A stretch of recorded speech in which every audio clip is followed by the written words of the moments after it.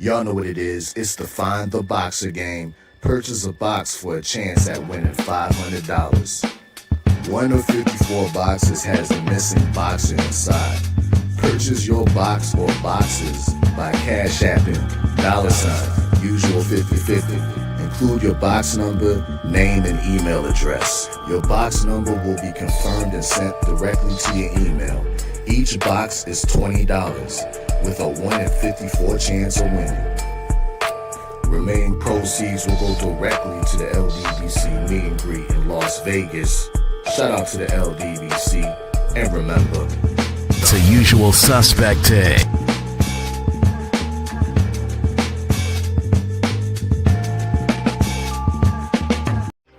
Y'all know what it is. It's the usual suspect 650-50 draw. Buy your tickets now for your chance at winning half the pot. Cash App, $ usual 50/50. Tickets are on sale for $10 for one, $20 for 3 tickets, and $50 for 10 tickets. Put your desired amount, name or alias, as well as your email address, and your tickets will be set. We announce the winning ticket numbers every other Friday on Supreme Beats Boxing Talk Bullshitting on the Beltway, 8:30 p.m. Eastern Time. Remaining proceeds will go directly to the LDBC meet and greet in Las Vegas. Shout out to the LDBC, and remember, it's a usual suspect day. Push the weight and now flex. The live is 1 in the 6. With the runner boy, you nigga, no question. You will run a motherfucker high stepping. Hey, you never had a big enough weapon. Motherfucker never learned your lesson. I'm a 88 pack nigga. I'm a 88 pack nigga. I mean, day walker, drink blood, fangs out, full moon, motherfucker change like a hoe, nigga. I'm just a nigga from the hood trying to stack a little cheddar for the money.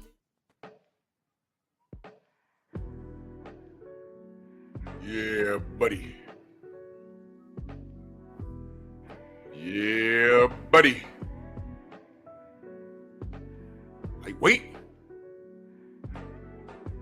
Lightweight, baby.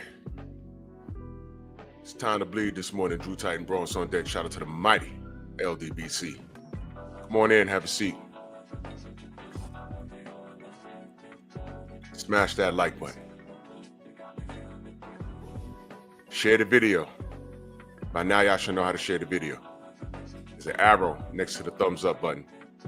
Press that button. It says post.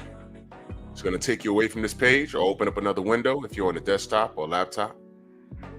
And all you have to do is say "we outside" and click post. That's how you get my name in the algorithm. We are our own algorithm. Don't leave it up to YouTube to do anything for you, because a lot of y'all don't even get notifications. I come on every day, and I get some of you brothers and sisters coming in. Oh my God, I get no notifications. It's all good. This is what YouTube does. Because I'm not on here doing marathon streams about other YouTubers and conspiracy theories and sneak this, and they'll share a lot of that. But when I talk about things like this, what I'm going to talk about today, they don't want to share that because I'm exposing truth. And what they like is for black people to be in complete and total disarray. But when you point things out, as soon as I start, this damn thing is ringing. Hold on 1 second. I'm sorry, y'all.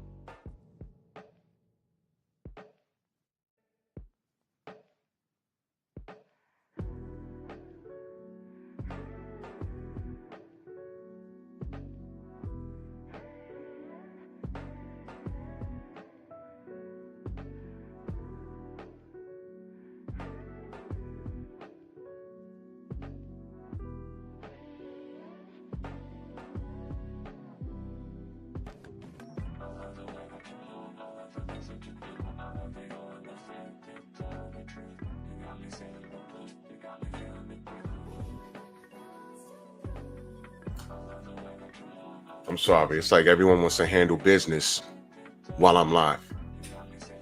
Nope. This is my time. Reclaiming my time. So let's do this roll call real quick.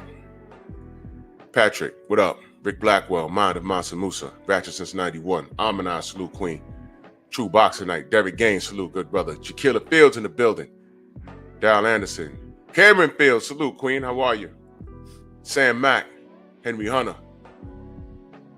King Corleone. Enigmatic Son. Dale Spooley. Snoop. What up, Snoop? Oh, it jumped on me.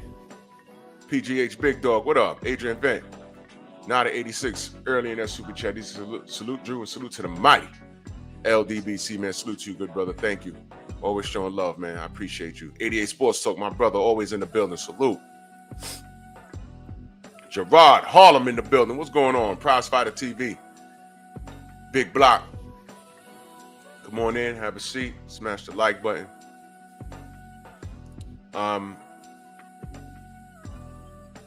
They ain't gonna put this in the algorithm because it's some more truth. Acondo, my good brother, salute. See a pattern of Patriot. And I'm gonna go on record saying it. I see it. And you see that monkey in the back? You monkeys always fall for the okie doke. You all without fail. Dow Big G, what up? Y'all always do this. And it's happening faster. It's happening at a faster rate. This age of technology is something else. I actually got to see, because I'm out here on the East Coast. So out here, we always hear about these fires over in California. And we don't understand it. We're like, how did these damn things spread so fast and people getting caught in their house? I'm like, yo, it's a fire. But that type of thing don't happen over here. But for the first time, a couple of months ago, there was something on Instagram. This woman was getting her, there was some landscapers taking care of her lawn. And I'm watching the video, and then you see one of the landscapers jump. And Audacity Podcast in the building, salute. He jumped shower, salute, Queen. And he runs to the truck, and they pull over like a hose, and they start spraying. I'm like, what the hell just happened? And the fire it burnt up her lawn in under 30 seconds. And they were trying to catch it. And it so happened that a truck, it wasn't even a fire truck, it was just a truck with some water on it. And they just started dumping the water on her lawn, and it just stopped short of her neighbor's lawn. And I'm reading the description, and they said, yeah, this is how fires start. Now out there, like if the sun hits the lawn a certain way,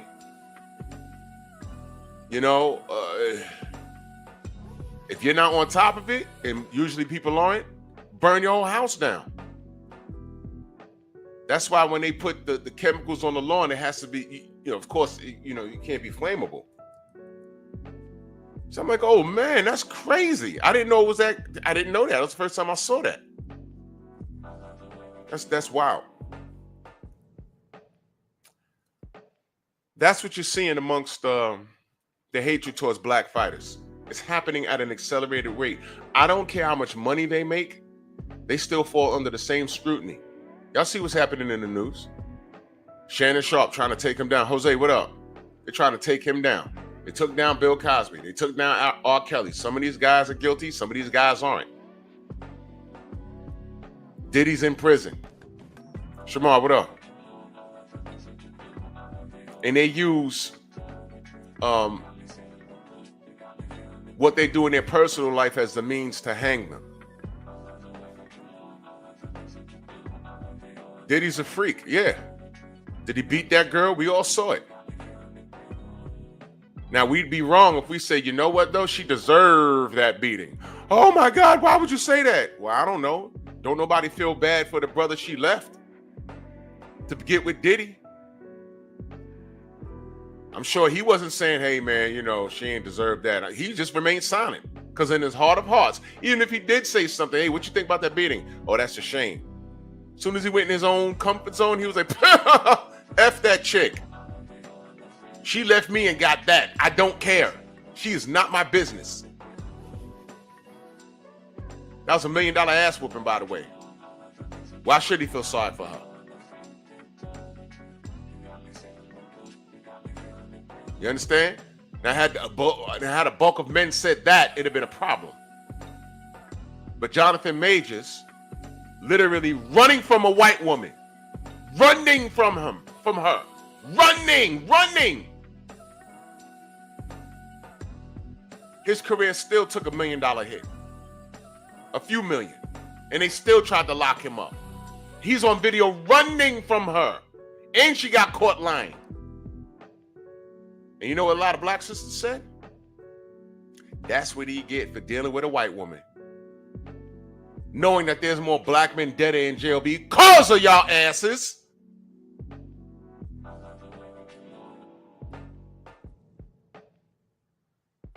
The hatred for black men is at a rapid rate, and I see a pattern.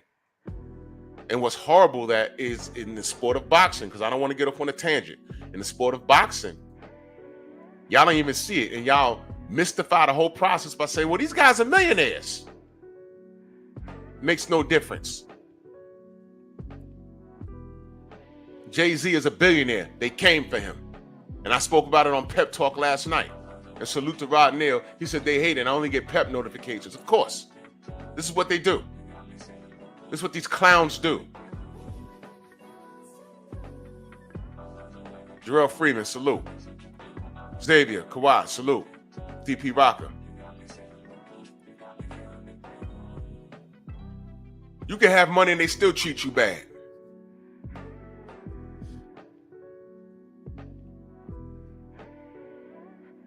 You could have money and they still treat you bad. Look at how they did OJ.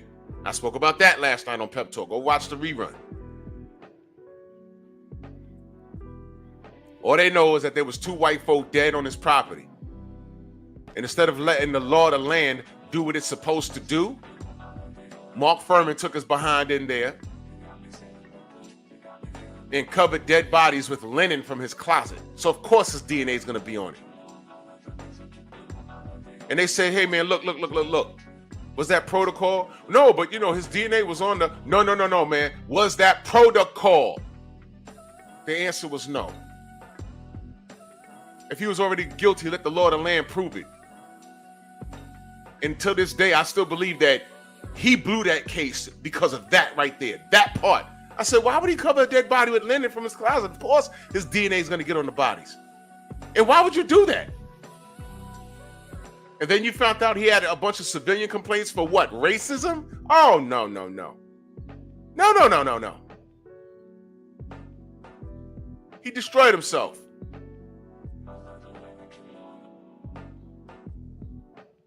It's ridiculous. Yeah, Xavier, they do that to me, brother. Of course. Racism is dead. Why do you say that? In America, it is. Why do you say that? Barack Obama. He was president. See, I ain't got to worry about... Shut up. Shut up. If you don't stop. When Barack Obama became president, sundown towns became all-day towns for the last 8 years when he was in that office. Don't even bother. Go around West Virginia. Stop it.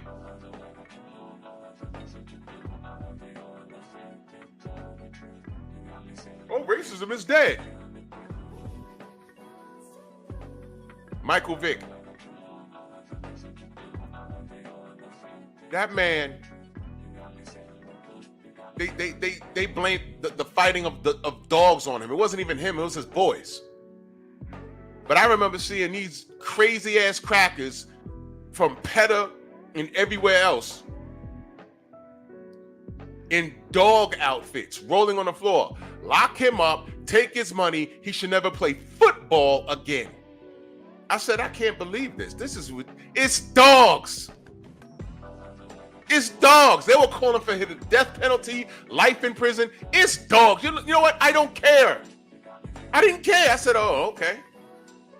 slap him on the wrist, have him pay a fine, and write a statement, get his ass back on the field. It's dogs. I don't care.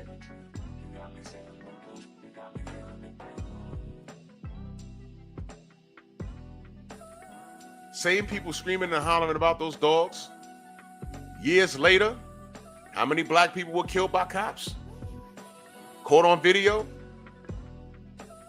Those are the same people online talking about, oh, well, you know, cops got a hard job. Don't ever in your life tell me that racism is gone. I've lived too long. And how it moves and shakes in boxing, I've seen it. And it's not going anywhere.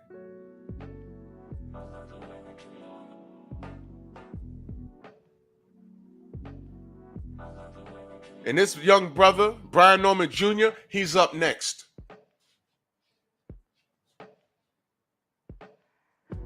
But Drew, I don't see anyone talking about him. I don't see Dan Raphael. Yeah, give him a minute. Because they already trained you monkeys to drag your own. They ain't dragging me. I ain't no monkey. All I see is you Negroes, you knuckle draggers trying to tear this kid down. Why?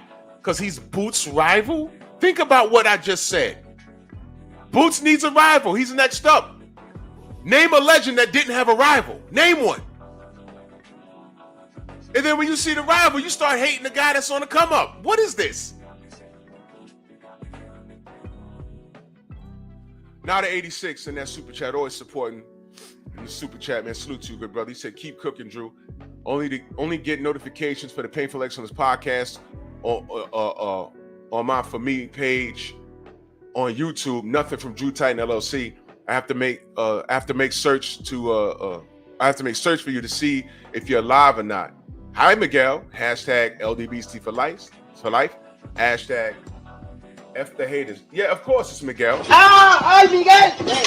Miguel! You pillow biting, male spooning, reverse evil, rainbow flag, bottom lip biting, long finger, pinky nail, 18 earrings in each ear, bone through your nose, lisp having, greasy monkey, loving, Ryan Garcia dry humping, pillow biting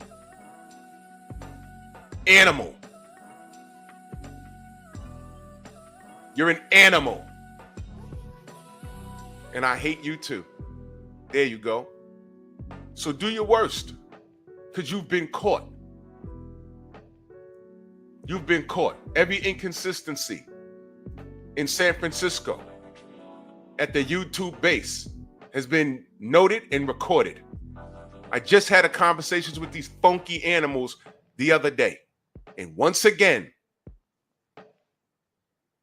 I got to go through all of these hoops. That live stream that I set up as a premiere was supposed to air the other day at 9:30 a.m. Don't you know I didn't even see it on my damn YouTube studio? How am I supposed to fix it if I don't see it? I got to take the damn computer in the incognito mode to find it.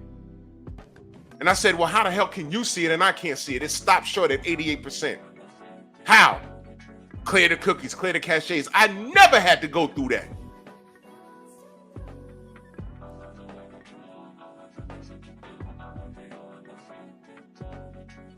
Ever. Now, magically, when I talk to them and bring that to their attention, you know what always happens? Just Spark, salute. You know what always happens? My subs jump up 5. And then they take away 1 within a day.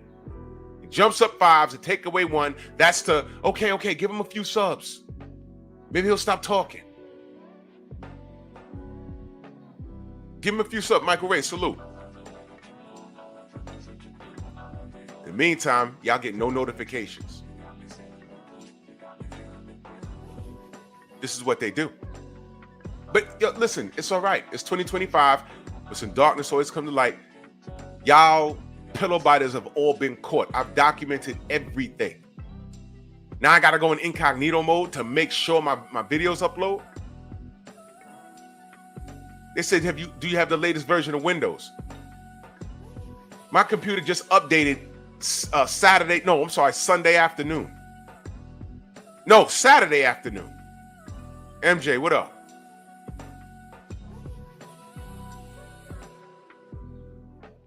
Y'all are caught.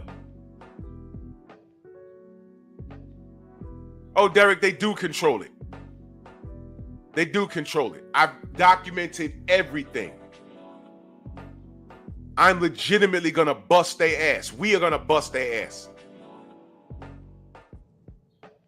The last conversation I had with a supervisor over there, magically I got 20 new subs.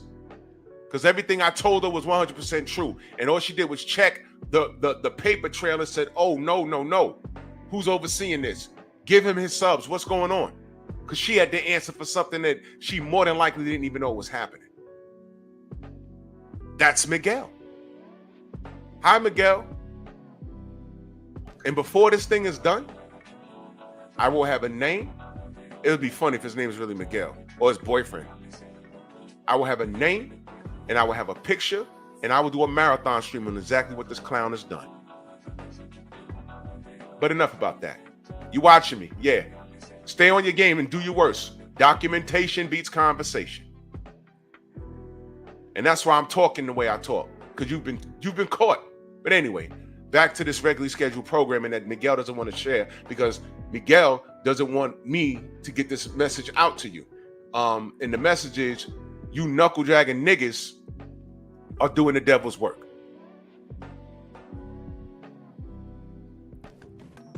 We've watched what you did, what you've done to Deontay Wilder. You assisted, because you know you train monkeys. You train monkeys. When you try and domesticate them, you train them. Y'all all seen him in movies and in cartoons. The monkey that when the owner starts playing music, he takes out the hat and walks around and collects the money. That's y'all. Those are the YouTubers.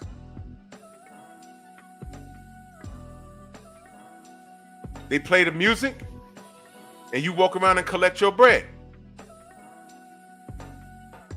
That's what. Those are the YouTubers. I've watched you niggas cut down Deontay Wilder, and I didn't understand it. I've watched you niggas cut down Devin and Bill, and I'm like, this can't be what I think it is. It simply cannot be. I refuse to believe. And now y'all are up to Brian Norman Jr., and I'm still not gonna let y'all get away with this. You know, Terrence Crawford did an interview with Shannon Sharp. It's a 3-hour interview. It's fairly long. And I was watching it, and I time-stamped a lot of things. Maybe I'll play some of the audio today.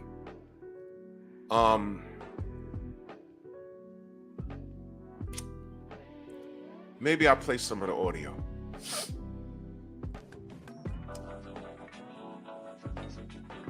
But in that interview, he says something about black fight fans, the boxing fans. And he was right. I've never seen so many super thugs online. Now, if it exists in other communities like the hip-hop conversation communities and things, I don't know, because I'm not over there. I'm too old I don't know what these kids are even talking about today. I'm officially at that age. That's why I told you I don't know what a Kevin Gates song is. I know I see his face and I give it the people's eyebrow like, huh? What's wrong with him? And then I heard him talk and I'm like, whoa, nobody hears what I hear? Okay. And salute to Saint and the Sinner. If y'all follow him, go subscribe to Saint and the Sinner. He put out a short video fairly recently like, yo, this dude is suspect. I said, oh, snap. So I know if another man sees it, I know I'm not wrong. And I didn't know that he quoted a lyric he said. I didn't even know he said that. I said, okay, so I know what I'm looking at. It's a shame that y'all don't. It's a shame. But only in the boxing community, two grown men will start out having a debate. And then somebody will lose their shit. And then it turns into pull up, you know where I live, and bang, bang, gang sign, blood, show me some blood, let a Crip walk on it, and, you know, gamma, cipher, O block, D block, D's nuts, and everybody's a super thug now, and they want to kill each other. Look, only you niggas could accomplish that. And I just look at this like, you see, this is why I don't debate niggas. This is why I don't debate niggas. Now I'll have a friendly back and forth with family. Me and Oddfellow went back and forth on Akri's show, but that was all in fun. We showed up there, you know. I had to call LL Fool J, attorney at Flaw, and we had a funny ass debate. It was all in fun. But that serious shit, like jumping on the panel to defend the fight, no. I'm not doing that.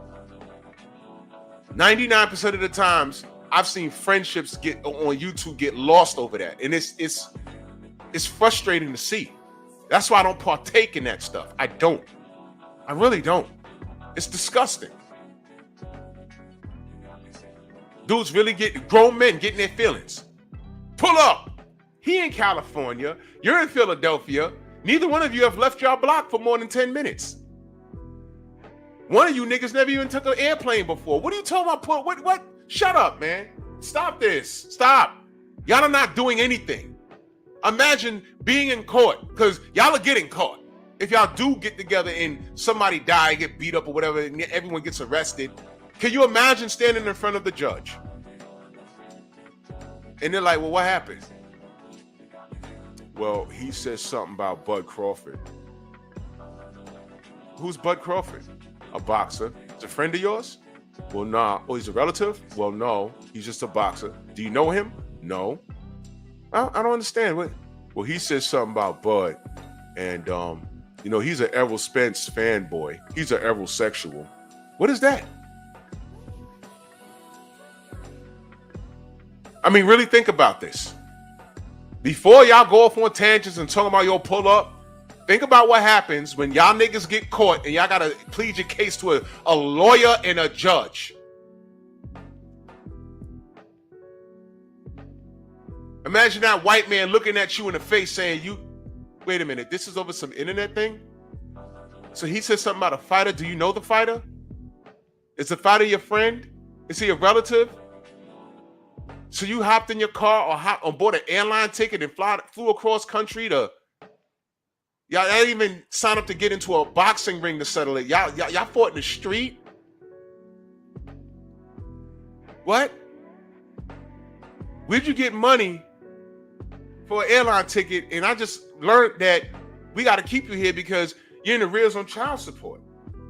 Whoa! Go! Really think about what I'm saying, y'all. Yeah, Bob, I heard that. I heard he banged his cousin and he messed with Trent. This is what I heard. I don't know anything about the guy. But once I typed his name in, all of this stuff started coming up. I said, whoa. LeBron James is a legendary basketball player, whether y'all like it or not. 2 decades in the league. He's never been in trouble outside of the court, and he's been with his high school sweetheart since high school.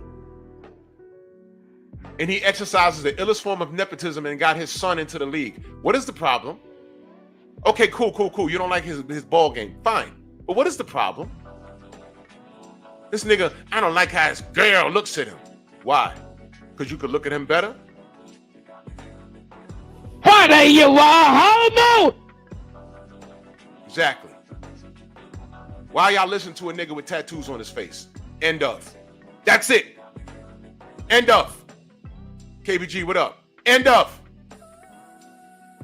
Why are you listening to a nigga with tats on his face? Stop right there. Stop right there.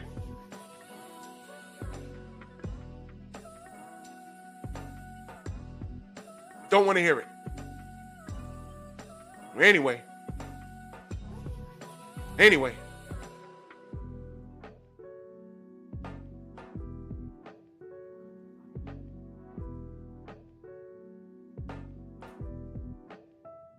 Man.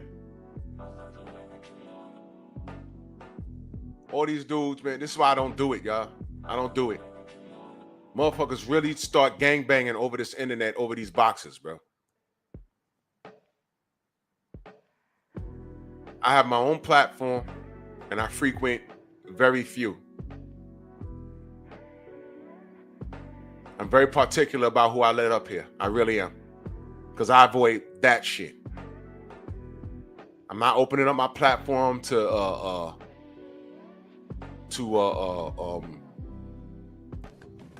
get some random dude to come up here and flash his penis. I'm not doing that because there was that going around.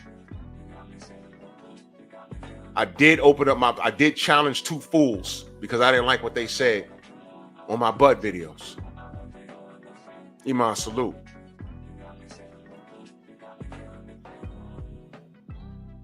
Hold on a second, y'all.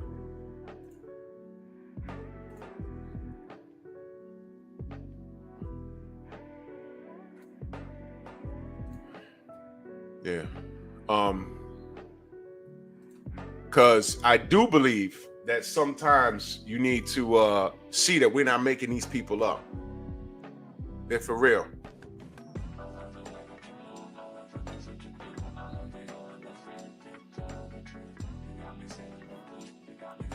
You understand?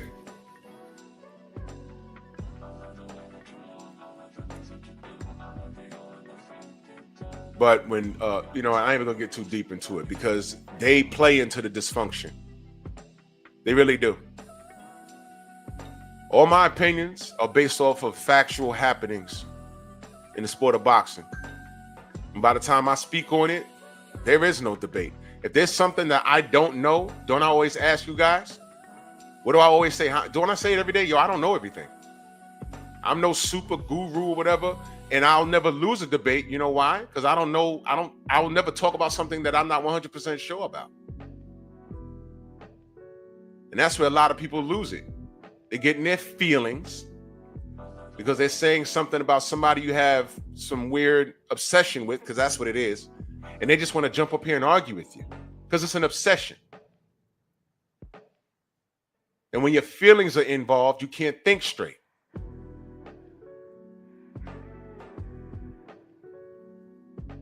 You heard what I said? When your feelings are involved, you can't think straight. Why do you think people say, oh, well, you stabbed him 54 times? They be like, I didn't even realize I did that. You blacked out. Y'all heard it. It's called blacking out. Blacking out.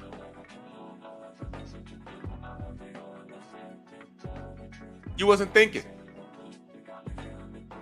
I thought I stabbed him twice. No, 54 times? You was fighting for your life? The hell? This is what we dealing with? It's ridiculous. That's most of these people on these panels. BFTB is in control of the conversation 100% of the time. He literally goes where you take it. He is a master debater. He is. He is. I watch it every day. I'm like, look at this. And I can tell where it's going to go left because I'm hearing the person. There's little things that y'all don't pay attention to that I pay attention to. Because I'm trained. I'm actually trained for it. I'm even listening to how a dude breathes when I can hear it, depending on how his connection is. I'm like, here you go. He's mad. BF starts cooking. It's this, and you hear dude. You hear it. I'm like, here you go. It's coming. You know what? F you, man. I know where you live. And we're back to that. We're back to that. And I'm like, see, here you go. Done. Did you hear the dude the other day? Now listen, I'm going to go back to that live stream. Was it Monday? I'm going to go back to that live stream. The dude that called up to defend Tank. Did you hear this dude? I'm going to go back to that stream and I'm going to make it a short video. And I got to upload it because there's something that y'all probably didn't hear. I was in the chat and I was saying it. I said, do y'all hear this dude? I was saying it in the chat. I think Mansa Musa was there. Snoop, you may have been there. Derek, you may have been there. Bro, dude, Clarence, what up, brother? Bronx on deck. Dude, BF put him on the panel. He says, I'm listening. This is exactly what dude said. He said, stop talking bad about Tank. That's the first thing he said. And I said, whoa, Diva. And I put in the chat, I said, did y'all just hear that? He snapped his tongue. Women do that. Stop talking bad about Tank. He's 3 division world champion. I'm like, yo, hold on. And I'm in the chat like, do y'all hear this? Stop everything. Stop. Do y'all hear this guy? Those are Tank's fans, y'all. I don't care how tough they sound. Y'all all seen what Boxing Shigo did. I don't care how tough they sound. I don't care how calm they sound. Y'all, that right there, that's it. That's it. You heard it. I was like, whoa. I cannot be the only person that heard that. He's smacking his lip. I said, yo, hold on. Wait a minute.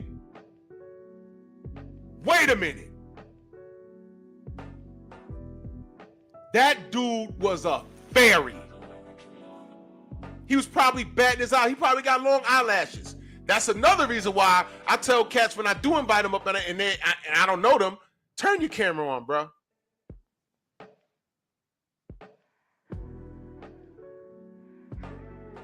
Did I not tell, what's that fool that go up this chat every day? And salute to my brother, fool-ass Earthman. Salute, brother. You fool-ass Earthman. My brother, what's good, brother? Salute to you. Thank you for the super chat, man. Much love and appreciation. Thank you. I told that other dude with the voice, Bill said you with the voice. Black Lies. And again, because Lomachenko. You with the voice. I said, bro, turn your camera on. He's in the private comments talking about, oh, that's gay. You want to look at a man's face? No, you can tell a lot about a man by looking him in the face. Stupid. Look a nigga in his eyes to see what he about.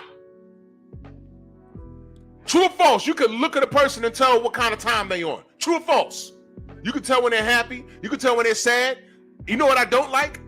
You ever looked at a person and you can see all of their pupils? Their eyes are always out their head. To me, there's something wrong with them. They're gonna have to. There are people that have like a condition where their eyes are always open. But most of the times the issue is there's something wrong with them. They're always wired. My brother Mansa Musa in that super chat, much love and appreciation. He said, after I heard it, I said, good night. Where is Victor? Victor's my age, and he was a weird-ass Tank fan. Vanished. After the Lamont Roach fight, vanished. Haven't seen him. Hope he's okay. Yeah, Michael. There's something wrong with that dude. Something wrong with him. But BF thrives in all of that shit. Because you know what? And this is why BFTV is important. Because he exposes that. Because if we just told you things was happening like that, you probably wouldn't believe it. Probably wouldn't believe it. Yes. I say this all the time. And this is going back when BF was the first channel. Once we went to, because this live stream technology is fairly new. There was no StreamYard apps and everything else. We had Tony C. What up, brother? We had to go through what was it? Google Hangouts. BFTV was the first person to open up a panel in boxing to actually engage. It wasn't even a debate. It was engaging with the audience. The people that were just coming in and having a problem with him, he would open up his panel so he can talk to them face to face. His first guest was a British kid. It was a British kid. And when he turned on his camera, he had on the V for Vendetta mask. He was like, what the fuck is this? And then he moved the mask and he started to, he said, oh man, you're a kid, man. The kid was like literally 14 years old or something. Looked like Justin Bieber. This is like about 5 years ago now. 5 or 6 years ago. That was his first guest. Then the kid started talking about, yeah, you know, I'm going to come to New York and I'll come to the States and I'll smock you around. It wasn't that kind of show. He said, all right, yeah, get out of here, kid. Go eat your crumpets and you know what? I'm not going to say it. I'm going to add a commercial here. They have a word for meatballs and gravy. Does anybody know what it is? Anybody from the UK in the chat? What do they call meatballs and gravy over there? It's a word for it. And I couldn't believe it because there's a commercial. And of course, I saved it because I couldn't believe it. I saved the commercial because I said, what is this? It's meatballs and gravy. There's a word for it. I'm going to add a commercial. Shower, I couldn't believe it because it's a commercial and it was from the 80s. Of course, we ain't see it over here. It's called Faggots. I'm dead serious. Matter of fact, you know what? Let me try. It gotta be on YouTube. Meatballs and gravy.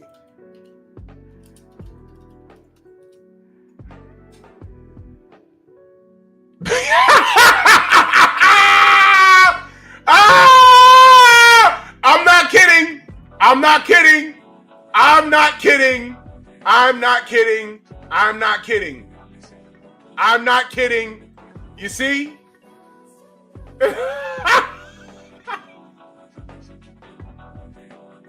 There you go.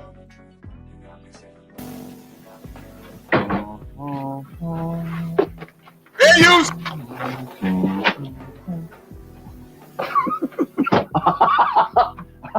There's nothing funny about the taste of pork, liver and onions and tomatoes in a tasty, rich West Country sauce.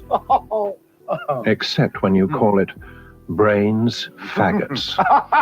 Brains.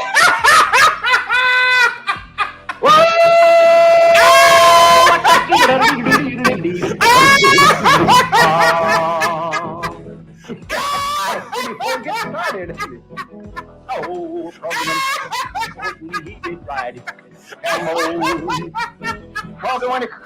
He did right. Gumbo. He did right. Sword and a revolver by his side. Gumbo. Oh my God. Yo. Bro. Bro. Give me a minute, Xavier. Give me a minute. Bro.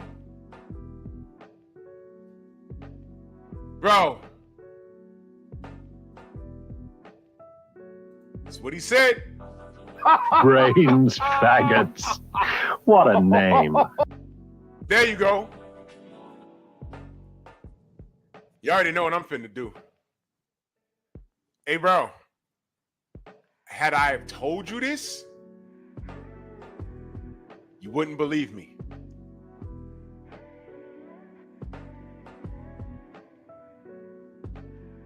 There you go.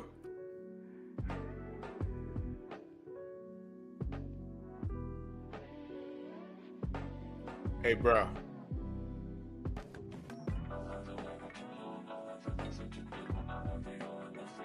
Oh, that's what he's doing, Xavier? There's a word for guys like Ellie Seckback. It's called a schmuck. He's a schmuck. He knows that language. That's his people with that. He's a schmuck.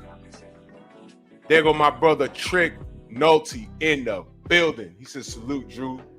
He says, salute this morning, Drew. Chad, good morning. That's my fam right there. Salute to you, good brother. Much love. Thank you, Trick. Yes, sir. Hey, bro. Tony C, you already know. I'm hard at work, brother. Brains faggots. Hey, guess what, bro? Hey, man. ¡Ay, Miguel! ¡Miguel! Man, you catch that at YouTube, man. Y'all want to bring this back. ¡Ay, Miguel! ¡Miguel! I mean, this is all up in his freezer. ¡Ay, Miguel! ¡Miguel! Good. And you, sir, are you waiting to receive my limp penis? Ay, ay, ay. Boxing, please.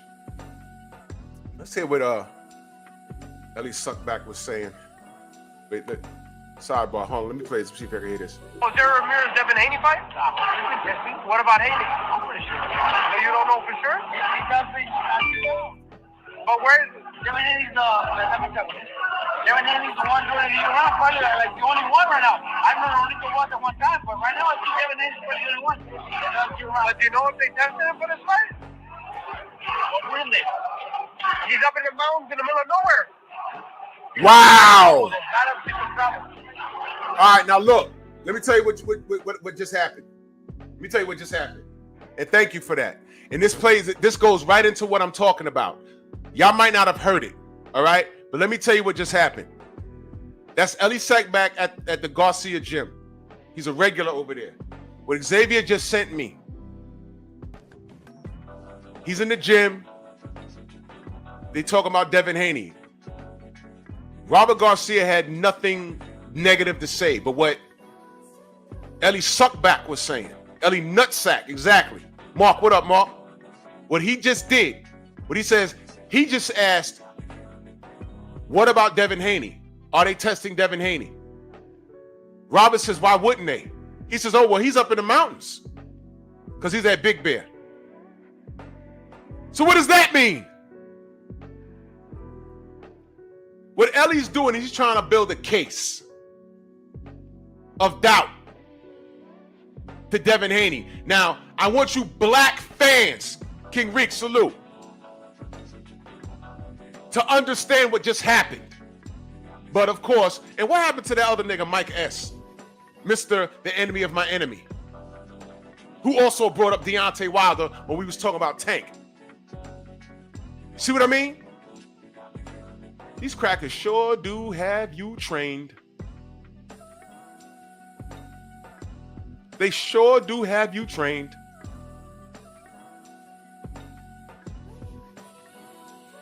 Exactly, Xavier.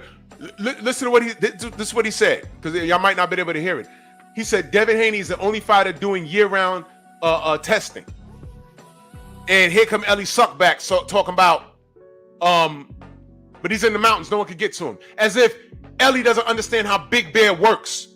Of course you could get tested out there, but he's trying to put together this cloud, this evil cloud over DHP of judgment. And now that he said it, you're gonna see a lot of these nut huggers say it.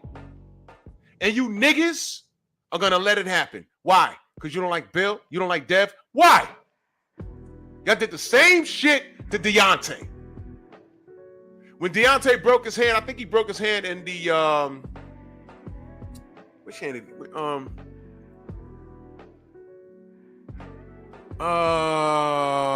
wait a minute. I want to say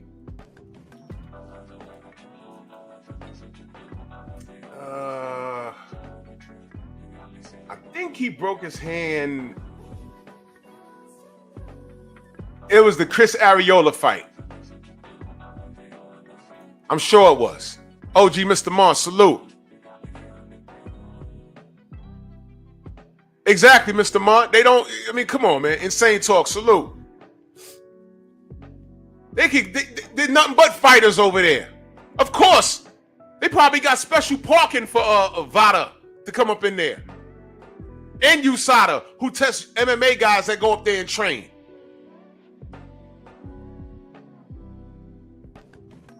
Come on now. These guys come up in there and he put it out there already. So he breaks his hand after the Chris Arreola fight, right? He had to get pins in his hands to hold the bone together. do you not know, Xavier, you remember this? Remember this argument? I was still on Facebook when this happened. Right? Do you not know a lot of the Brits that was in the boxing groups with us? Tay, good morning. Do you know they said that was the reason why Deontay was knocking people out, because he had metal in his fucking hand? And I'm reading this like, hold on, they're trolling. But all these dudes like, yeah, that's got to be it. That's got to be it. Because no one with that physique, that frame has knockout power. He has metal in his bones. I said, what the fuck is he? Is he Logan? What the hell are y'all? I swear to God. It got that crazy. That is what made me start my YouTube channel. I said, I can't talk here.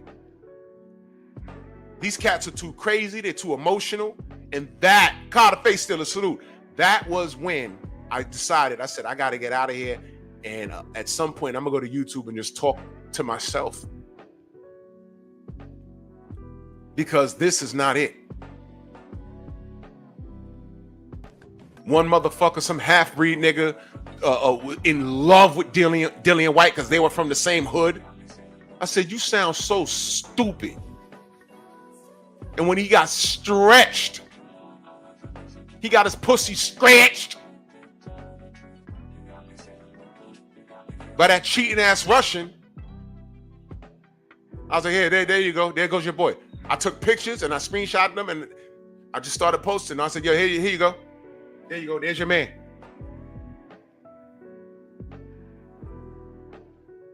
He had metal in his hands. He had metal rods in his hands. That's why the knockout power. I said, man, y'all cannot be serious. Once that dude said, and I waited. I said, hold on, are y'all serious? Are y'all y'all are for real? Y'all are serious about that, right? All right, cool.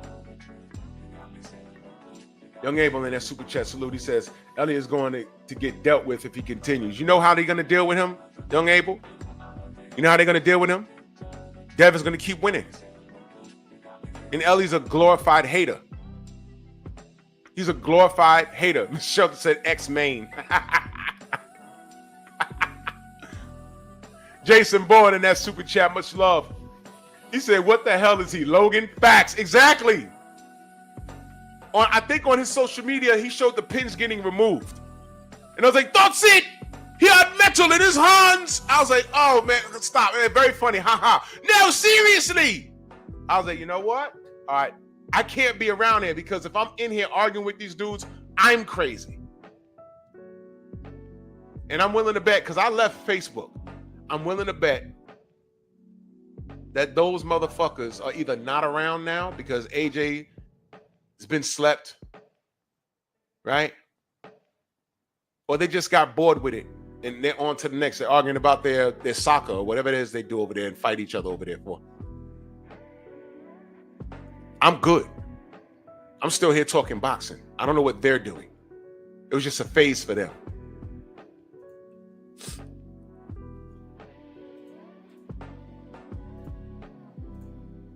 Y'all come for Brian Norman Jr. I'm just letting y'all know I'm ready for you. I ain't gonna let y'all do it. I'm gonna play something for y'all. I'll play something for y'all. Hold on. Where's that? Oh, I know where it is. Give me 1 second. I'm gonna play this for y'all. If y'all didn't hear it, here it is.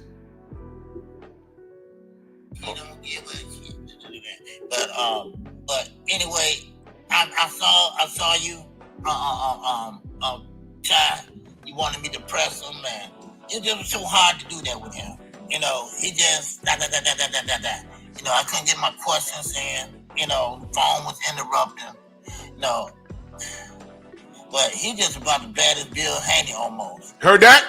I don't know, cause see, I don't know everything he went through or going through. I do know about that. Hold on. He said he's just about as bad as Bill Haney. Now this dude don't like Bill Haney. You see what I'm saying? But keep listening. When he turned down that fight, I know he ducked that fight, you know, but I tried to do the best I could with him. And now he's responding to a super chat. There's some young woman that's in his comment section sent a $5 super chat asking why you ain't press him. Now this dude let this lady get him in trouble. His ego got him in trouble. Now Pete, you know, but just kept on phone ringing, kept on talking, you know. So I don't know. So hold on.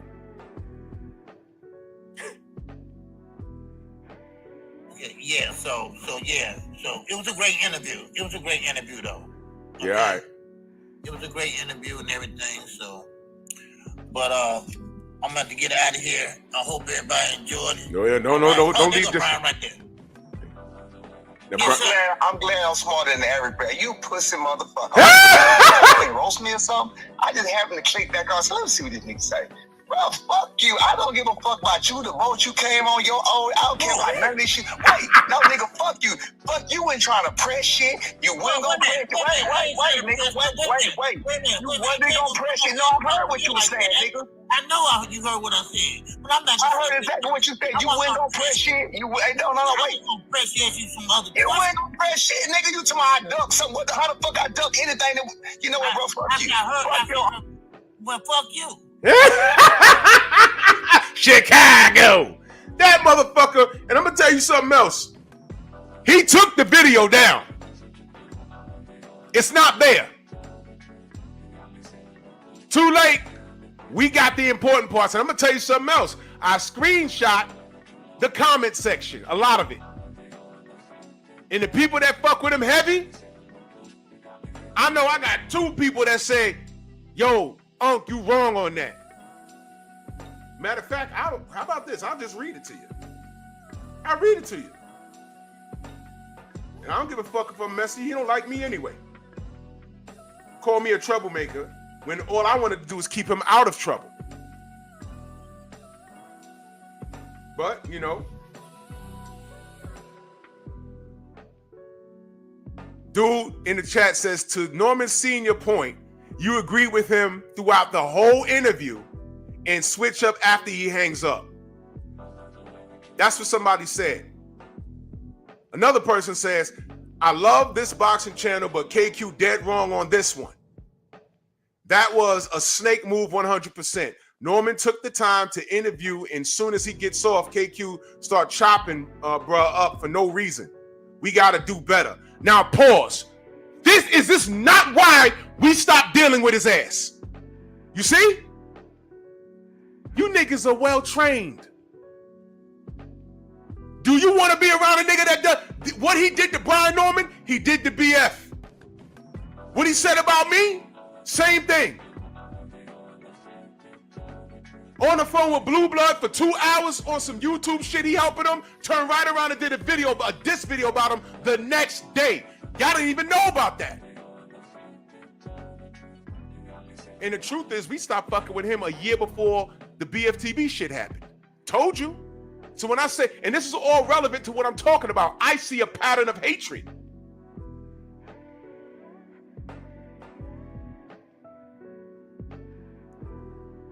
He responded to that dude. He said, Dad wrong. I'm going to say it in his voice. Dad wrong. I said that I didn't get a chance to press him to make the Boots fight. I let him talk. That's what you supposed to do. That's all. Now what? Nigga. Nigga.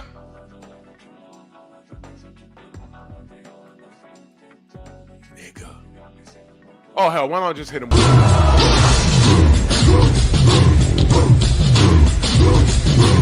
Yeah, come on!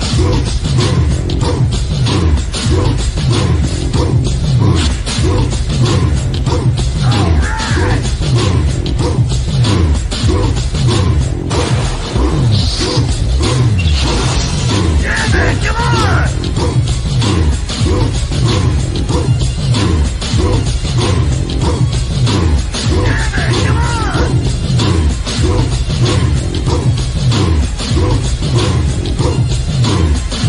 Chicago!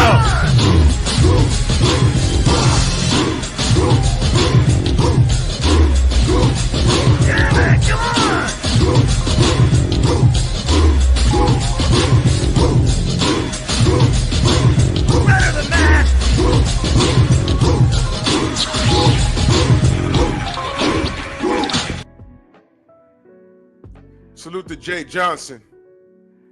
And that super chat, much love and appreciation. I got about 25 minutes, man. If y'all want to click the link and pull up and join in the conversation right quick and give your thoughts on what I'm talking about, you're free to do so. Y'all know the deal. Turn your camera on for 2 seconds. If you're unknown, feel me? And if y'all want to see a real interview with Brian Norman Jr., y'all go check out the Queen's Shower. There she is right there. Because she did a real interview with him. A real interview. A real interview. And oh, yeah, Hen Dog. Thank you for reminding me. The Bud interview. He told Shannon basically, BVO, salute, brother. He told Shannon basically, he said, does he take super chats and crack rock? I don't know. You should ask him. I got you, Abel. He said that the black community has a problem in itself. He said you could be, I see you, Queen. He said you could be a fan of both. You could be a fan of myself. You could be a fan of Errol. And Errol and Bud don't dislike each other. That was the fans super thugging it out. And Bud said that. I got the audio, but I'm late in the show. I'll review the interview down the road. But young Abel, you popped in first, man. What you got for me, good brother? What's happening, brother? How you doing this morning? I'm doing great. I'm blessed, man. Salute, brother. I just got a question though. Why would anyone accept an interview with a crackhead? You know what? Brian didn't know any better. He didn't. And I know. And this is what got me annoyed with it because, he's giving people time. He's promoting his son. And I listened to a bulk of the interview, but the only reason why I went over there because I didn't know that happened until Tay Jones told me. And that's why I went over there. And I'm listening to it, and he let him talk. And Tay was like, no, the very end of the interview. And then he just started chopping him up. And I said, man, that's just what he does. Yep. That's what he does. And Brian didn't know that, but he's giving his brother time. Well, he gave that nigga time out of his day to talk to him. And then he snaked him right there in real time. And everyone saw it. And everyone heard it. And what he did was he turned Brian Norman Sr. off. Now he got to be careful about who he talked to. And I was so glad to see that him on Shower's channel the next day. And if y'all didn't hear that interview, I promise you won't be. She did it. You would think Shower been doing this for 10 years, man. You would think Shower been doing this for 10 years. And that's like, let me read this super chat real quick. True Boxer Night in that super chat. He says, salute King Drew. Wondering if you can see my comments. Anyways, keep doing what you're doing. That we are here supporting. Man, salute to you, brother. Yeah, I see it. I see all your comments, brother, every morning. I appreciate you, good brother. Thank you so much. Thank you, brother. Go ahead. Let me finish my point, though, because the thing is, when you bring in somebody to interview, you're supposed to give them the credit and you're supposed to give them the respect, even after the interview. But the thing is, when you go around and you snake somebody behind their back and then they catch you in the act, how are they supposed to react? And Brian Norman Sr. acted accordingly. Just like how Stephen A. Smith always liked to say some slick stuff about LeBron James, and then LeBron James pulled up, checked his temperature, and the temperature went cold. Classic example, bro. You got to be careful around these people that they're going to try to snake you out, man. And, Brian Norman Sr. did exactly what he's supposed to do. He caught him in the act, and he pulled up, checked the temperature, and they saw it was cold. That's all. Yep, that's exactly what he did. And I'm so glad that happened. And he took the damn live stream down. But too late, it's up. Shower, my queen. Salute, sister. Blessings, great brothers. Blessings to the brothers on the chat. I mean, on the panel in the chat. Yes, ma'am. So, originally, I had seen your schedule for Tuesday. That show of KQs took place on a Tuesday. I didn't know because Tuesday he didn't show up, so I just went ahead and went live, and me and KG just cooked up some stuff, right? Right. I just happened to Wednesday Senior reached back out to me and he was like, I'm sorry. He's like, you know, it's just some stuff went down now. Mind you, he didn't tell me. But I'm sitting here looking at YouTube and I'm looking at extra little videos, and it is KO going off, because if you listen to that whole show, that topic came up. And if you know the history of Senior KO was mad disrespectful to him as well as Bill. Yeah, that was wild. I didn't even know Right. that was wild. So KO had a response to what Brian said on KQ's show. I happened to look at that and I'm telling him, I'm like, I'm seeing some stuff with you. And he's like, man, I went through some stuff yesterday. He's like, I was pissed off. He's like, so I just kind of forgot about everything. And he's like, I just don't know about talking to people no more. And I was like, well, just let me get a shot and let me try to clear up some stuff. Because then I went and watched KQ's video and I was like, dude, that comment section, the people are wicked. Them are some straight devils. I went to another show a little bit later, and it was a chick in there. I don't know who raised her. I don't know who raised her, but her mouth and the way she's talking to him, like you said, these men don't got to come on for nobody. They're doing us a favor as supporters, and the ones of y'all who calls yourself fans.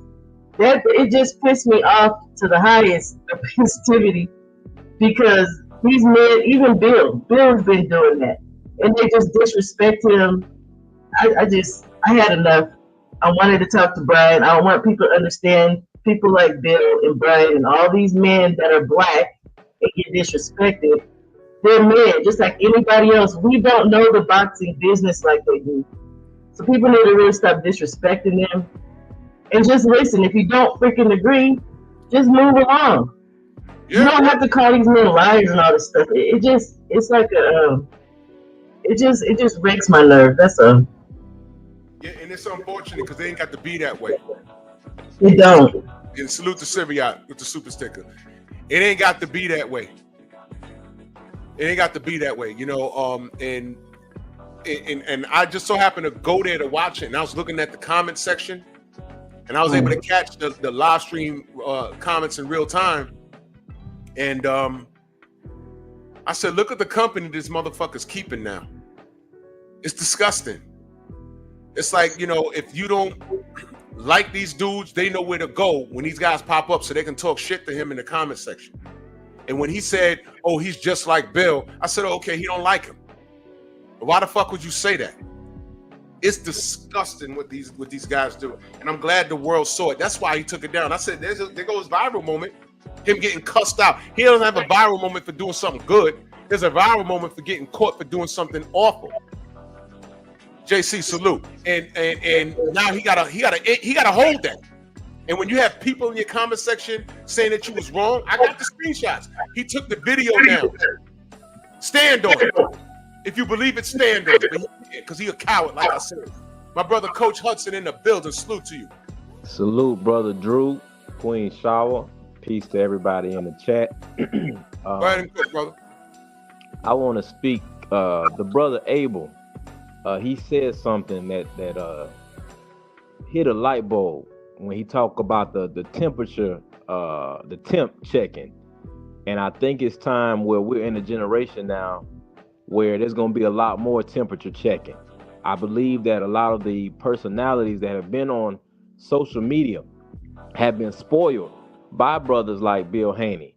Bill Haney was doing us a favor, going out his way, going to these smaller channels and being disrespected over and over again. I don't see any mainstream media personalities going out their way to support our channels, to support, go on YouTube, take time out of their day, sit down and speak with us to be disrespected. And if they did sit with you, you brothers talk completely different. When someone does come over from VADA, or you happen to get someone from a camp that isn't from our community, y'all talk soft and you so professional. But then when you have a Bill Haney or you have a Norman Senior come on, you know, it's well nigga this and disrespect. Listen, y'all not gonna get any more Bill Haneys. That time is over with. Y'all are dealing with brothers now that will hit you dead in your mouth when they in person. So like when Queen Shower was interviewing Norman Sr., he said, man, I don't know if I'm going to be able to talk to these people like that. Like I was saying the other day, everybody don't move the same. Just because you think you can get away with disrespect with one man, that don't mean every man is going to handle it like that. That goes back to when I was telling you, man, y'all don't understand the composure that a man like Bill Haney has. Man, that takes a special type of man to deal with the type of crap that he deals with and just let it roll off his shoulder. Every man not like that. So we need stuff like this to happen. We need people to be confronted when you disrespect them. This is a man that was a fighter himself. This is a man that has taken his son to the highest of the sport. And then you get on there and you disrespect him. And this thing with Ellie Setback, I just think it's crazy that Ellie Setback has been around as long as he's been around, and he is not checked the way he needs to be checked. If anybody else, if any black media personality was as disrespectful as Ellie Setback is, they would not be able to run around the other groups and tribes in the boxing community. But Ellie Setback can say the disrespectful things he says, set up false narratives, and then come back around our fighters like it's all good. Like this man ain't doing what he's doing, and don't nobody say nothing. So as long as they can do that and disrespect our people, and our fighters let them come back around and don't say anything, or just say, man, I don't really rock with you, then they're going to keep doing it. That's just like, you know, I did not agree with the way Tank was handling one of the brothers at one of the press conferences, because I saw that he was talking to the brothers one way, it seemed like, and he was talking to everybody else another way. But one thing about it is, what people can take away from that incident is, if they disrespect one of us that way, if they set up these false narratives, what you need to understand is, when it's your time to be on that post, when you are the next big thing, they're going to do the same thing to you. It is not an individual hate thing. It is whoever is at the top. Whatever black fighter looks like they are about to be undefeated, undisputed, the next issue, it is a hate campaign on them. And you brothers need to wake up. And all you brothers that want to come and cape and set up a line of defense for the enemy while I'm in the middle of fighting, you shut your ass up and sit down. Because I don't have time to fight with you, and I'm fighting with my enemy at the same time. There you go. That's all This I got, is what brother. I'm talking about. This is what I'm talking about. Brothers and sisters on code. And these motherfuckers running around, oh, ain't no code, ain't no code because of y'all. But when all of you get your nigga wake-up call, do not look towards me. It always happens. When someone needs help, they always find a way to show their ugly face. Don't look towards me. I ain't got time to train you. I don't. KBGJ, salute to you, good brother. Man, salute, Drew. How y'all doing today? We good, bro. Yeah, man, like, I don't understand, bro. I tell people all the time, big bro, please don't talk behind my back, even if it's good, because I don't want anything crazy said about me. Why would you go online, have a meeting with someone, have an interview with someone, then soon as you get off, you go to talking about the man? That's crazy. Insane, man. Like, you wasn't gonna say it to his face. You had all opportunity to say whatever you needed to say, and you didn't say it. You let the opportunity pass. Why say it when he get offline? That's. Oh, we lost audio. Brother. While he works that out, let me say this. This isn't a bully session. This isn't a clown session. It's apparent that I don't like that man. And he definitely don't like me or us or anybody in the LDBC. But with that aside, this could have been anybody. Anybody. And I'd still be like, well, look at how they treated Brian Norman Sr. Yep. And we can't let these dudes just like bash the man. You can have your opinions about anybody. You can like anybody.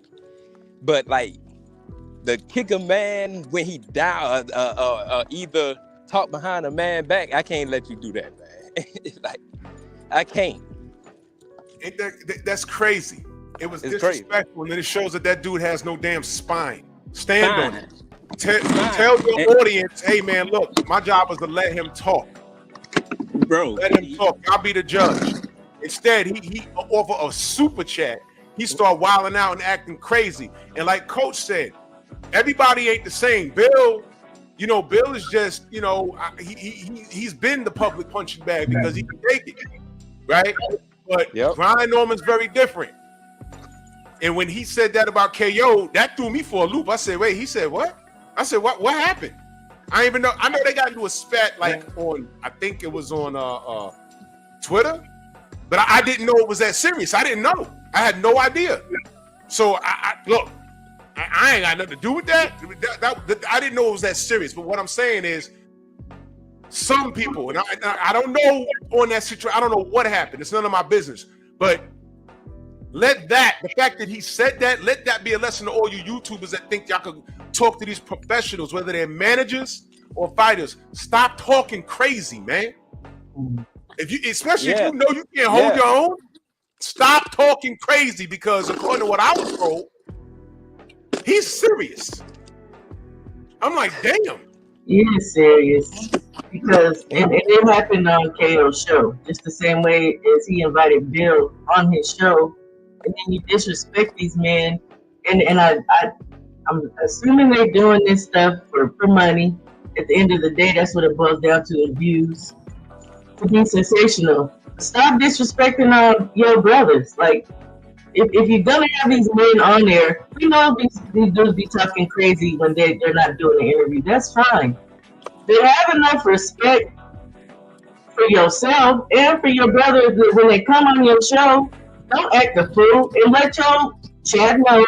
Y'all need to act accordingly. Don't, it's really to the point to me where if you don't sit up and talk smack about these people all the time, don't even have them on your show. Don't even do it.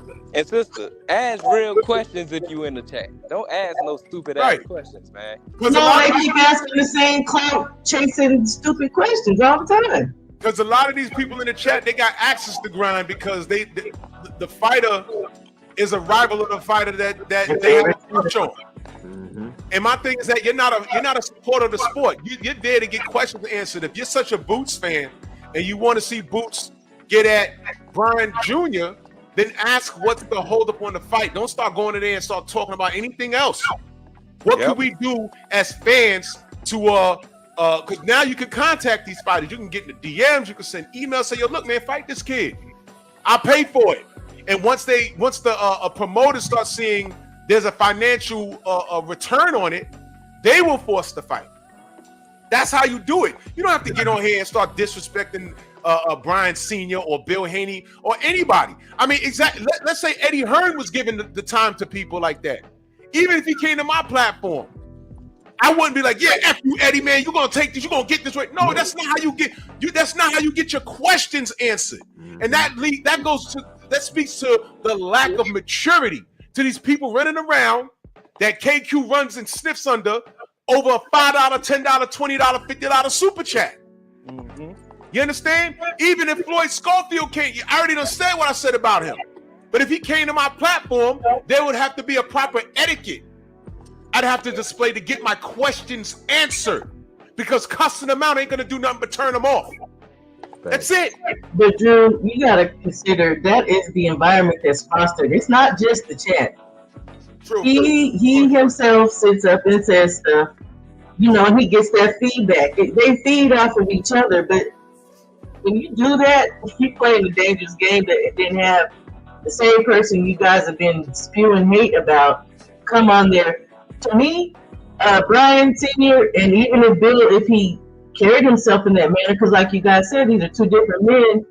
If these men are getting upset, if they're getting their feelings, as people are saying, they have every right to, because so many people are disrespectful, like mad, crazy disrespectful. And it's like really wicked. Some of the stuff that people were saying in the chat, calling that man a B, it's like they're child. They're like children.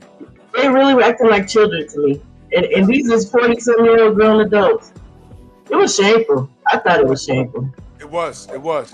And I'll pay $100 right now. Come on, brother.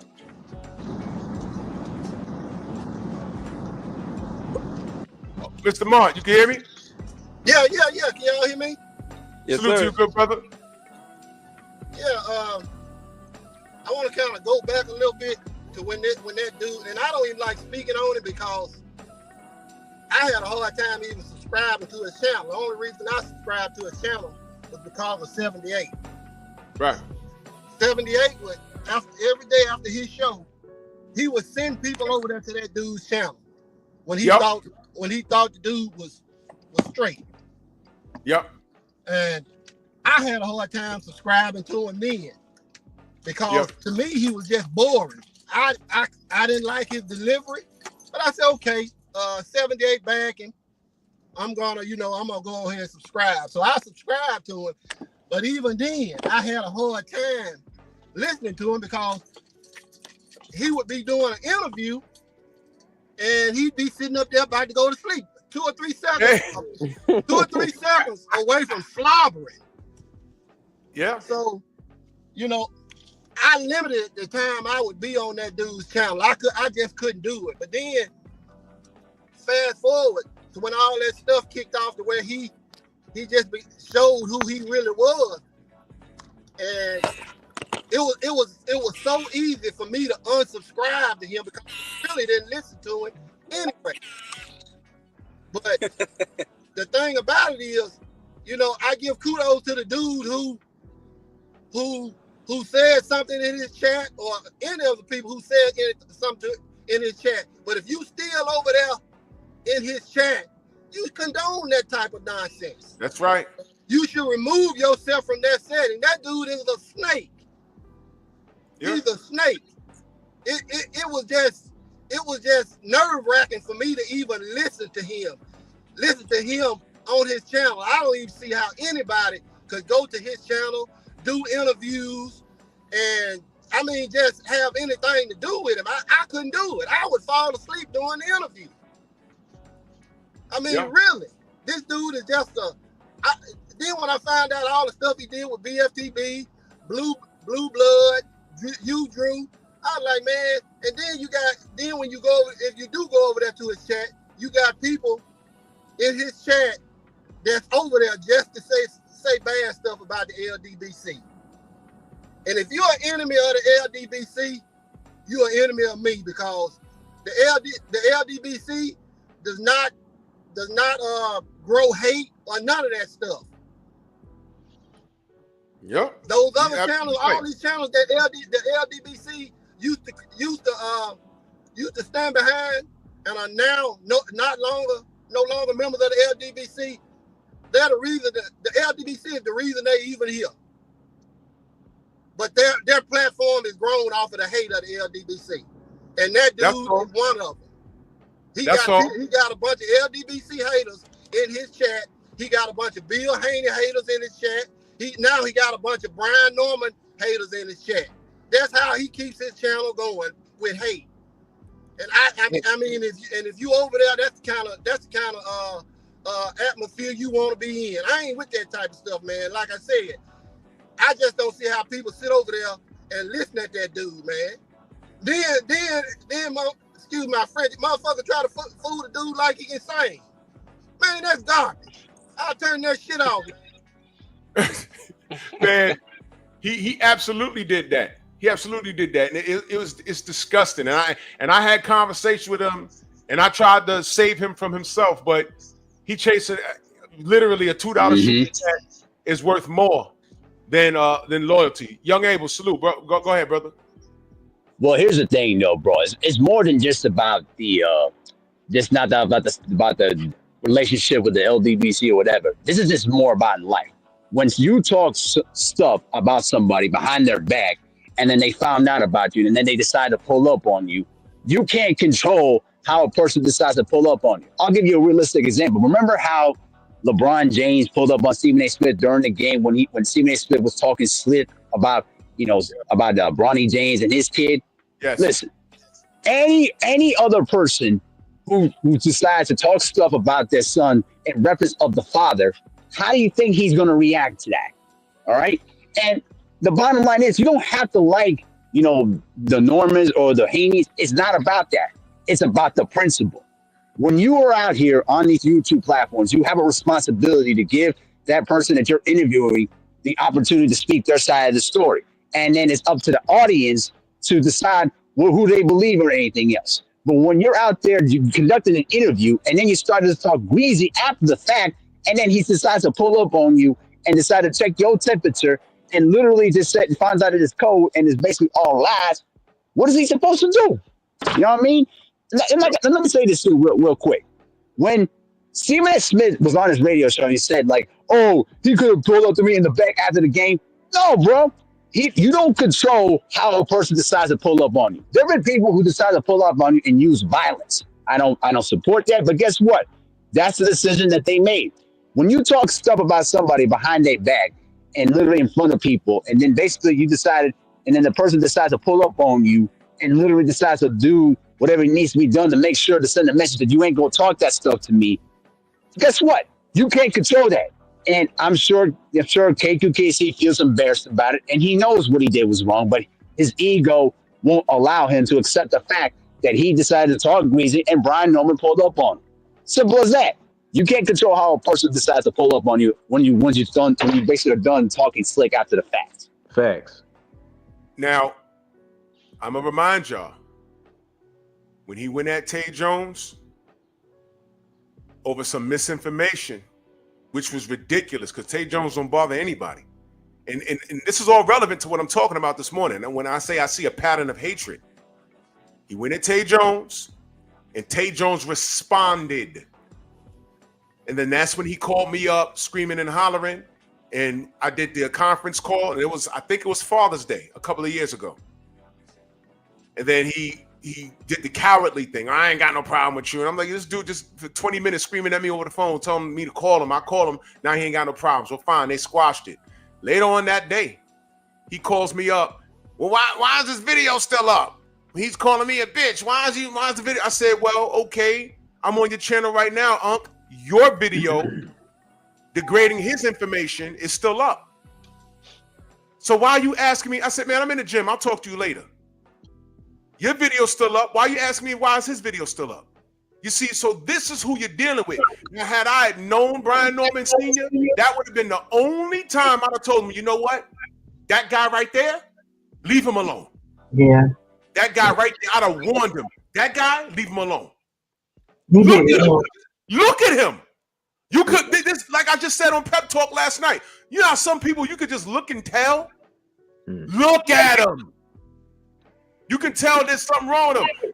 I will never forget, he was calling a fight and fell the fuck to sleep. I picked up my phone and you could hear his phone ringing. That was me calling him. His mouth was open. He's drooling this shit. And people in the chat is cutting him up like, yo, look at this crackhead nigga. Yo, Unc, wake up, Unc, wake up. I'm calling him. You hear his phone ringing. That was me calling him. Bro, wake up. Eventually, he missed like 2 rounds of the fight. Man, go to bed. And then he come to OG Boxing Talk with me and Fanon, falling asleep that Sunday morning. Drew, the man got a chain smoker voice. I'm telling y'all straight up and down, Fanon couldn't stand him. He called him extremely unprofessional. He said, I'm trying to help you guys and build y'all channels, which he did. And he said, man, this motherfucker, he show up late and he falling asleep. And I'm like, hey, man, you know, I'll talk to him behind the scenes. Because he was ready to just not work with him. I said, nah, chill. You know, he's trying to build his channel like I am. Give him a break. And see, that's what I do. I was helping him. I was like literally helping him out. But look at the end result. Look at the result. And I tell my audience, I tell y'all all the time, sometimes you ain't gotta lift a finger. You ain't gotta listen to me talk. But look at what he did. Now, well, look at what he did to Brian Norman Sr., right? Look at how he treats Bill. Look at what he did to BFTB. Look what he did to Blue Blood. Look what he did to everybody over here in the LDBC. Who he said the LDBC don't fuck with him. Man, we helped build that damn channel. What you mean, dude? But you cool now. Go hang with the ops or whoever the fuck y'all want to call. Stay your ass over there. Now y'all seen it. And if he stood on business, that live will be right there where it was supposed to be. He took it down. He knew he took it down. Well, see, here's the thing, though, Drew. Like, he knew he took it down because he was embarrassed about it. Yeah. And remember, and then the thing is, though, bro, like, at the end of the day, people who work with him, like KO, I tried to explain to him, man, and he was too ignorant to understand. You need to be careful about the people who you associate with, because they're going to be the weak people that are going to bring you down and ruin your reputation. And I even heard about at the end of the day, let me say this, and I'm gonna give it to Coach. At the end of the day, everybody's grown. At the end of the day, and I can say things and back it with facts and tell you to be careful, but at the end of the day, people are going to do what they want to do regardless. And I just wanted to make that known because I know I got a lot of penis watchers that are going to run back to KO and say, oh, well, Drew Titan was talking about you. And motherfuckers never check the fruit on the tree. Motherfuckers want to say, oh, well, because that happened last time.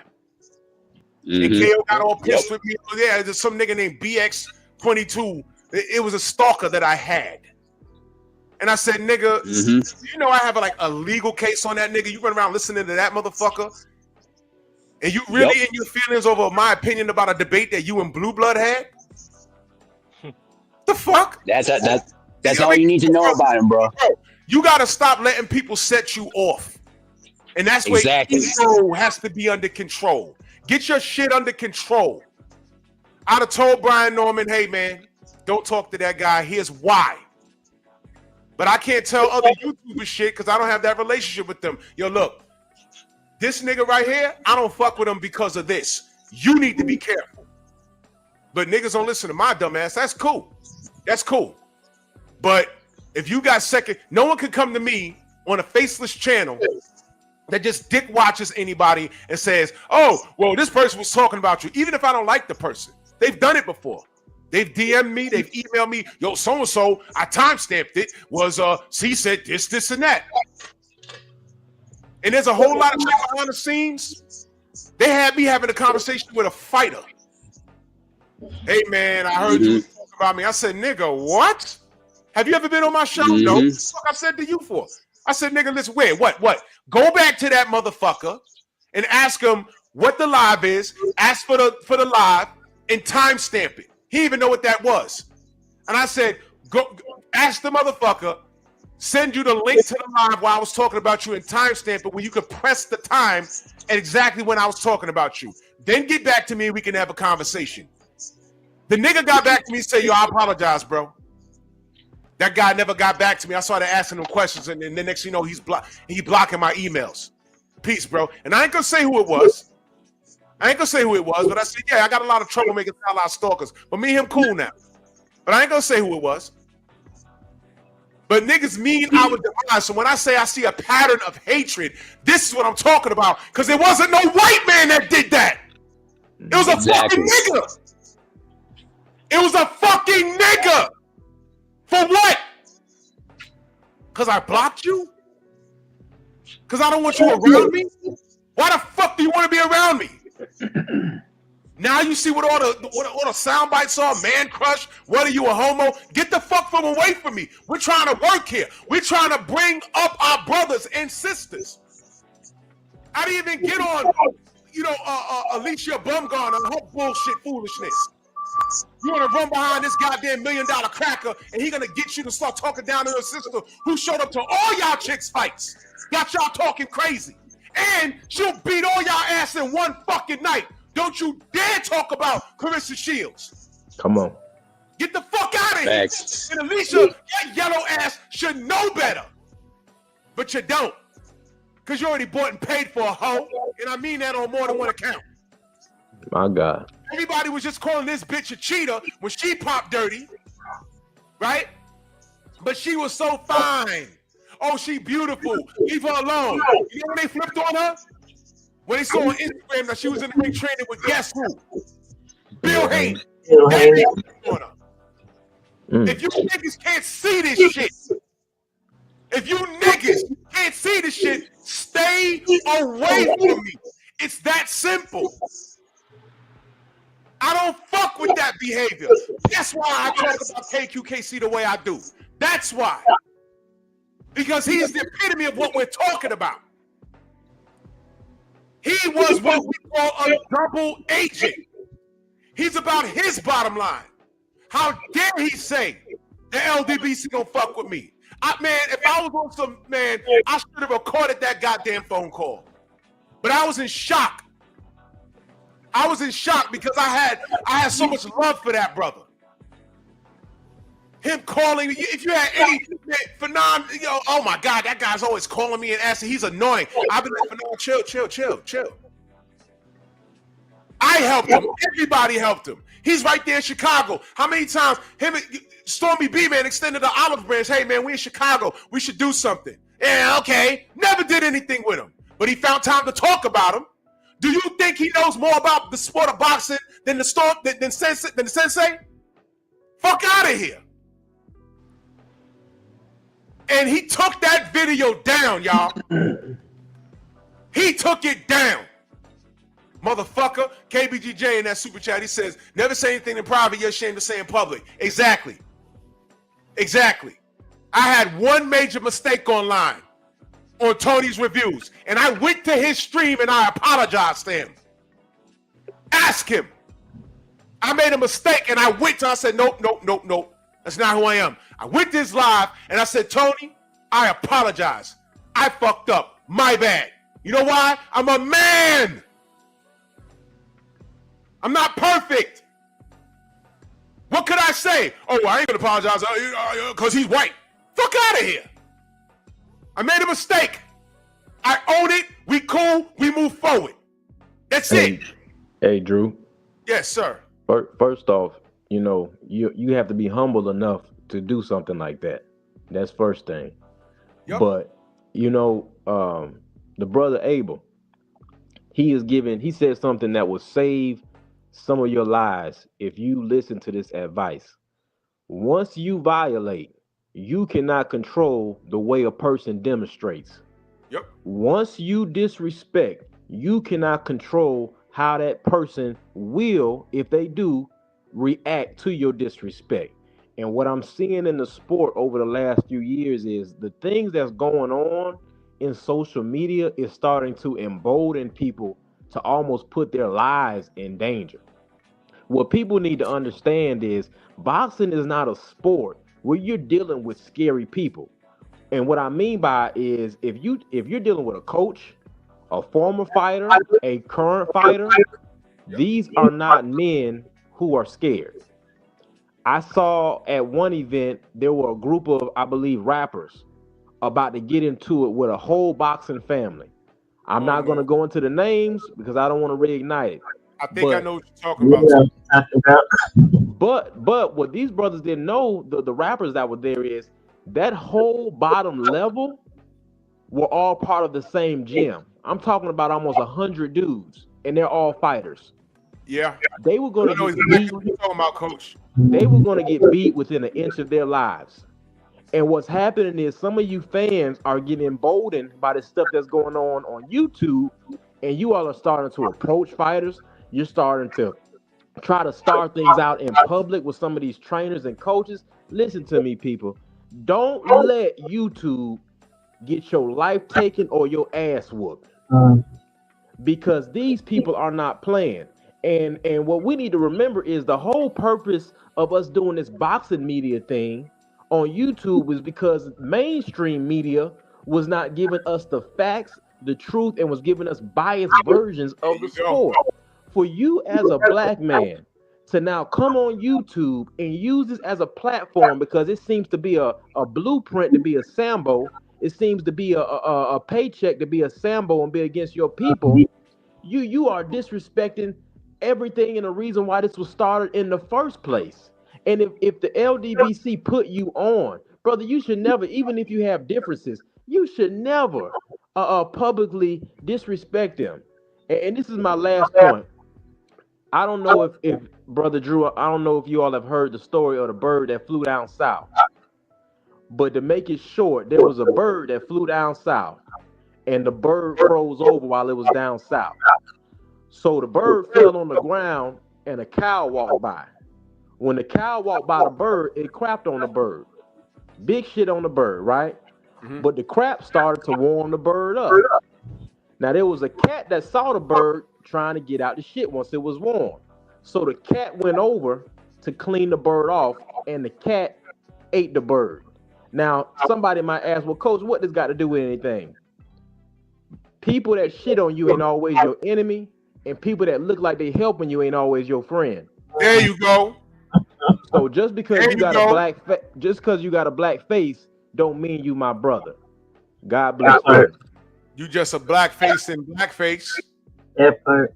And let me say this, and let me be very clear.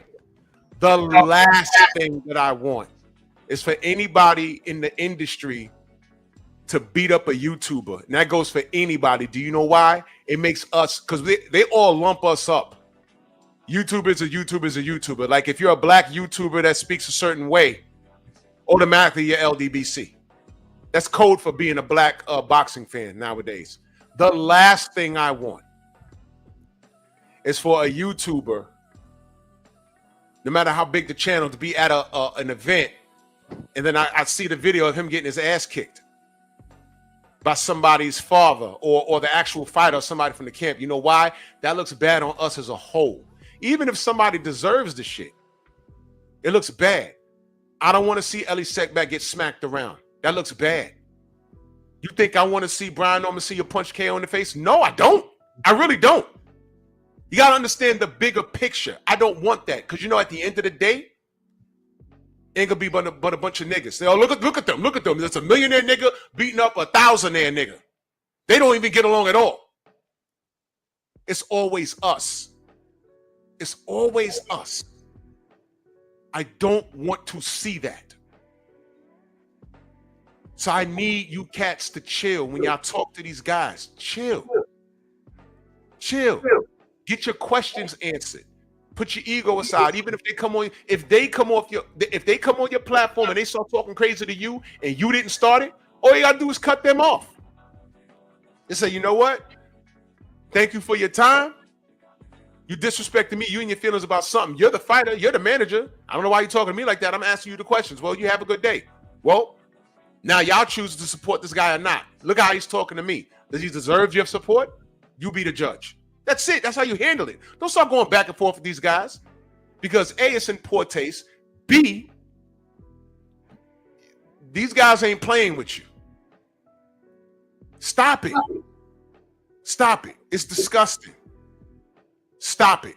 You're going to get yourself hurt. And hell, the boxers could get hurt, because some of these dudes on YouTube really do play in the streets, for all you know.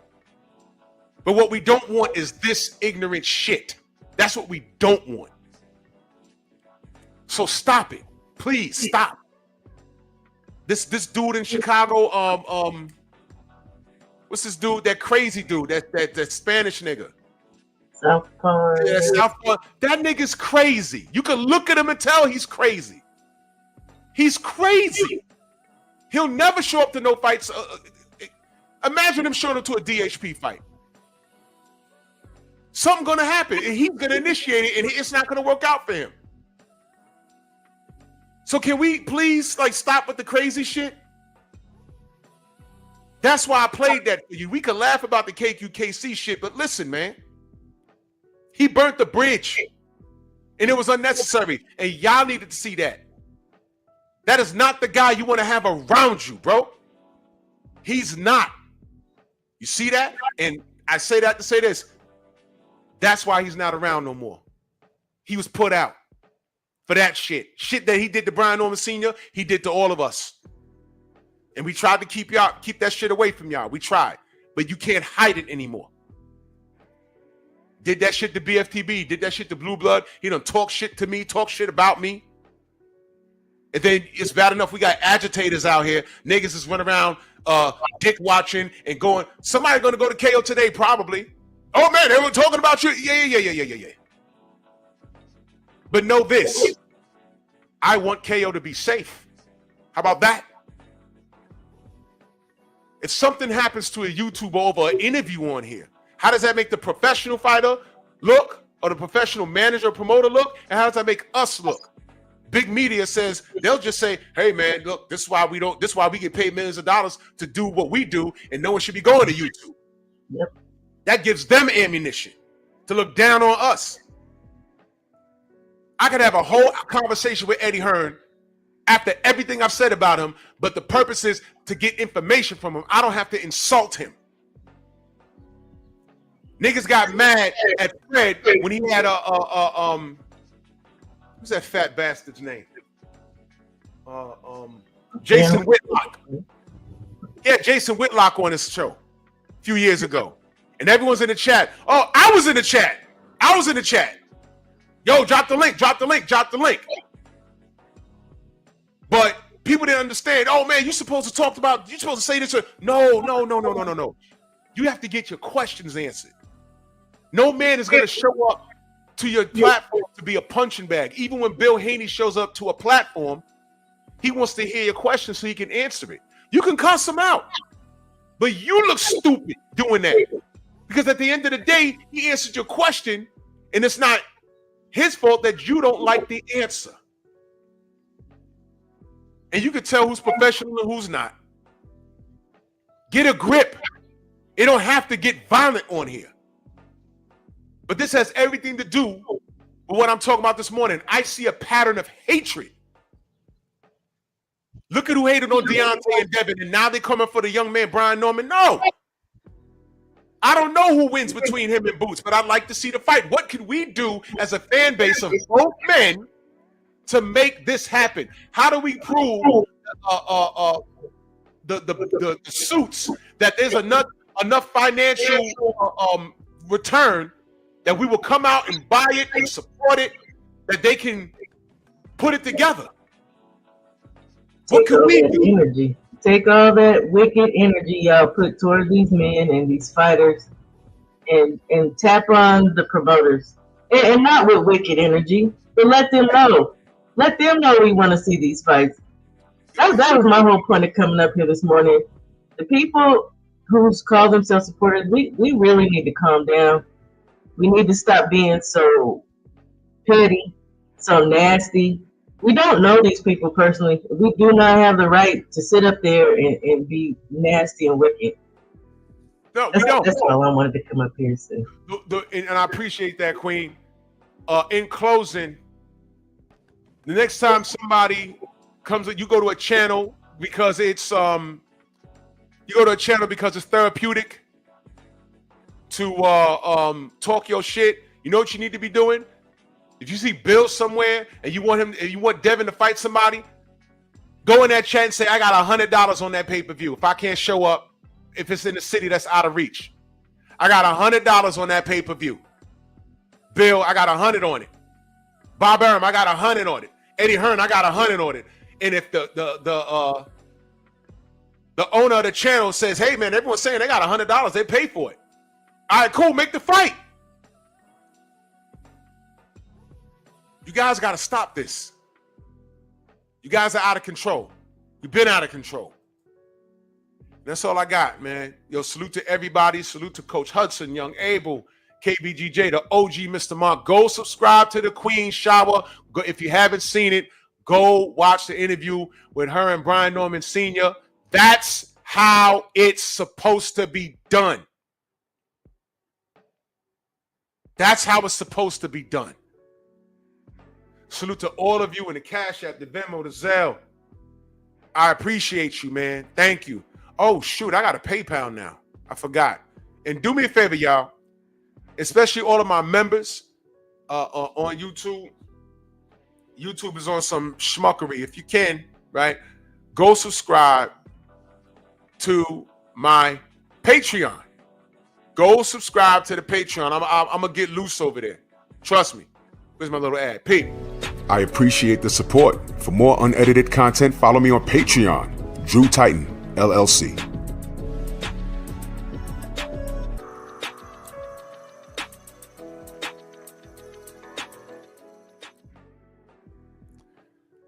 Love y'all. I want y'all to be safe. I want y'all to be safe, very safe. And if you don't mess with me, cool. I don't mess with you. I just want you away from me. It's as simple as that. I understand why that's a problem. The general should be on. Let's keep supporting, all right? Bronx on deck. Move! Why are you gay? Who says I'm gay? You are gay.